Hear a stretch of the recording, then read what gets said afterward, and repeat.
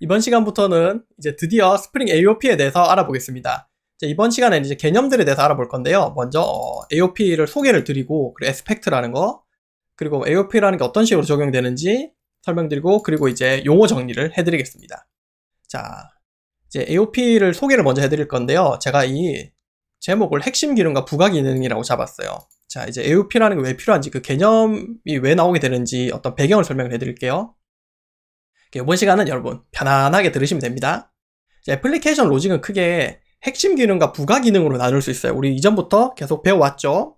자, 핵심 기능은 해당 객체가 제공하는 어떤 고유의 기능이에요. 예를 들어서 오더 서비스의 핵심 기능은 주문하는 그 로직 자체죠. 그죠? 자, 이 부가 기능은 그럼 뭐냐면 핵심 기능을 보조하기 위해서 제공되는 기능이에요.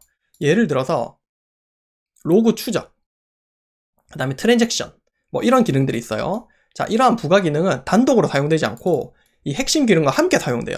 예를 들어서 로그 추적 기능은 어떤 핵심 기능이 호출됐는지, 어떤 로그를 그거에 대한 로그를 남기기 위해서 사용되죠. 그러니까 부가 기능은 이름 그대로 핵심 기능을 보조하기 위해서 존재하는 거지, 뭔가 부가 기능 그 자체가 부가 기능만 있는 건 없죠. 그죠? 네. 예를 들어서 뭔가 뭘 위해서 로그를 남기는 거지 그냥 로그만 남기는 건 없잖아요. 뭐 로그를 남기기 위해서 API를 호출한다, 이거 되게 좀 어색하죠. 물론 그거 자체가 비즈니스일 수는 있는데 대부분 그렇지 않죠. 그리고 뭐라 그럴까요? 그리고 이제 그 데이터베이스에 어떤 트랜잭션만 건다, 그런 건 없죠. 트랜잭션을 걸고 뭔가 하려고 트랜잭션을 거는 거잖아요. 네, 이런 것처럼 부가 기능은 핵심 기능을 보조하기 위해서 사용되고 단독으로 사용되지 않습니다. 네, 그래서 이제 예를 들어서 주문 로직의 핵심 기능은 뭐 이렇게 되는 거죠. 자, 그리고 이제 여기는 핵심 기능에 요 로그 추적하는 로직인 부가 기능이 합쳐진 겁니다. 자, 이렇게 주문 로직을 실행하기 직전에 로그 추적 기능을 만약에 사용해야 돼요. 그러면 핵심 기능인 주문 로직과 부가 기능인 로그 추적 로직이 하나의 객체 안에 보통 섞여서 들어가게 됩니다. 뭐 우리가 프록시 이런 걸 배웠지만 이런 걸 아직 안 배웠다고 가정을 하고 그냥 설명을 드리는 거예요. 자, 그래서 이렇게 부가 기능이 필요한 경우 이렇게 둘을 합해서 하나의 로직을 보통 완성을 해요.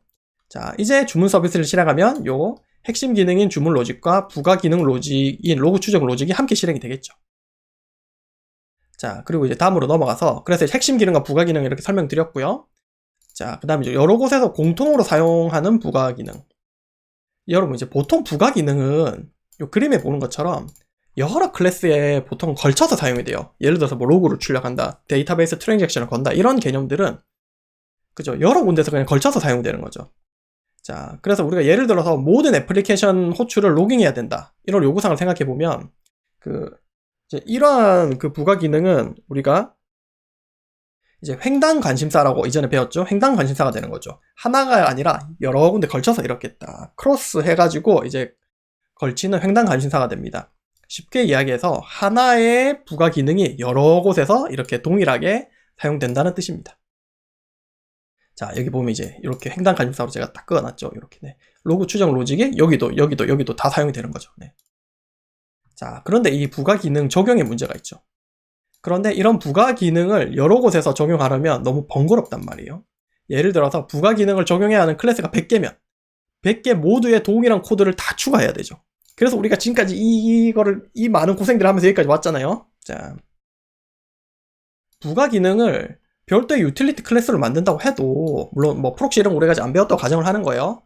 그래도 해당 유틸리티 클래스를 호출하는 코드가 결국 필요하죠. 일반적으로 이렇게 이런 클래스 안에서 부가 기능 로직을 적으려면요.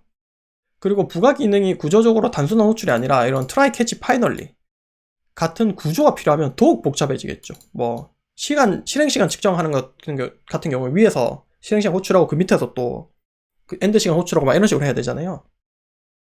그리고 더 큰 문제는 사실 수정이에요. 만약 부가 기능에 수정이 발생하면 여기 적용했으면 이 세 군데 로직을 다 로그 추정 로직을 다 수정해야 되죠. 그죠? 100개의 클래스 모두 하나씩 찾아가면서 이걸 다 수정해야 되는 거예요. 여기에 추가로 부가 기능이 적용되는 위치를 만약에 변경해요. 그러니까 예를 들어서 부가 기능 로직은 똑같은데 부가 기능을 모든 컨트롤러 서비스 리파지토리에 다 적용했다가 갑자기 이거 로그가 너무 많이 남는데 우리가 그냥 중요하다고 생각하는 여기 서비스 계층에만 로그를 남긴다 라고 가정을 하면 이걸 어떻게 수정해야 될까요? 또 수많은 컨트롤러에 있는 그 로그 남길 로직을 다 빼야 되겠죠. 그죠? 그래서 이런 부가기능 적용의 문제를 정리하면 이런 문제가 있는 거예요. 부가기능을 적용할 때는 아주 많은 반복이 필요하죠. 그리고 부가기능이 여러 곳에 퍼져서 중복 코드를 만들어내요. 이걸 뭔가 메서드로 추출하기도 되게 애매해요. 그리고 부가기능을 변경할 때 중복 때문에 많은 수정이 필요해요. 이 부가기능 자체가 변경될 때, 그죠? 로그 추정 로직 자체가 뭔가 바뀌어요. 그러면 여기 다 뜯어야 되겠죠. 그리고 마지막으로 이 부가기능 적용 대상을 변경할 때, 예를 들어서 모든 컨트롤러 서비스 리파지토리에 다 남겼는데 컨트롤러는 빼고 그냥 서비스만 남기시다 이런 결정을 해요. 그러면 여러분 이거 또 코드들 다 한 컨트롤러 50개 있고 리파지토리 50개 있으면 그 50개 또 다 빼는 코드를 또 다 해서 코드 다 수정해야 되겠죠. 자, 소프트웨어 개발에서 여러분 변경 지점은 하나가 될 수 있도록 잘 모듈화되어야 되거든요. 그런데 이런 부가기능처럼 특정 로직을 애플리케이션 전반에 적용하는 문제는 일반적인 OOP 방식으로는 객체 지향 프로그래밍 방식으로는 해결이 어렵습니다. 자, 여러분 그래서 이거를 해결하기 위한 개념이 바로 AOP입니다. 다음 시간에 이 AOP와 에스펙트에 대해서 설명해 드리겠습니다. 감사합니다.